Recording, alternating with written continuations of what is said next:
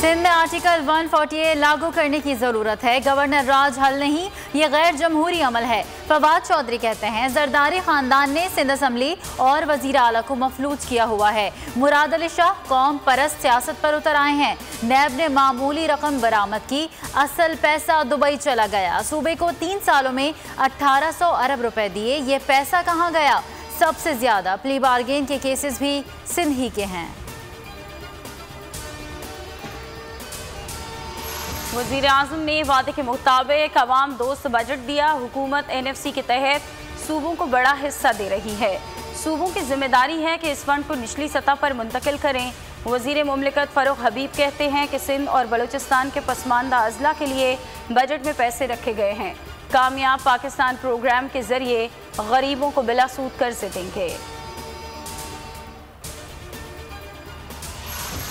Budget में आम आदमी के लिए कोई रिलीफ नहीं। चीनी, LNG और खाम तेल पर टैक्स लगा दिया गया। ये चीज़ें महंगी होंगी। PP रहनुमा सलीम मांडवीवाला के बाद कहा 7 साल बाद भी NFC अवार्ड का मामला हल नहीं हुआ।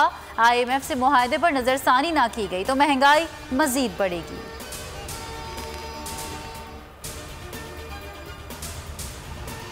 सिंध का बजट 15 जून को पेश किया जाएगा। तखमीना 13 खरब रुपए का लगाया गया है।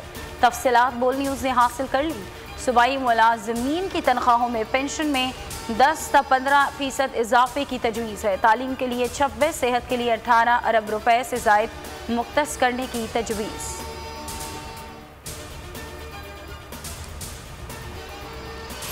सत्तर साल से मुल्क चलाने नहीं दिया गया। हर 10 साल बाद उसी दायरे में आ जाते हैं जहां से शुरू करते हैं। एहसन इकबाल कहते हैं कि सियासी इस्तेहकाम से मईशत मजबूत होती है। मुस्तहकम मईशत से दिफा मजबूत होता है। मुल्क में कोरोना वायरस के बाद 1239 अफराद वबा का शिकार। कातिल वायरस ने मजीद 56 अफराद की जान ले ली। जान बहक अफराद की तादाद 21,679 हो गई। मुस्बत केसेस की शरह 3.4% रही।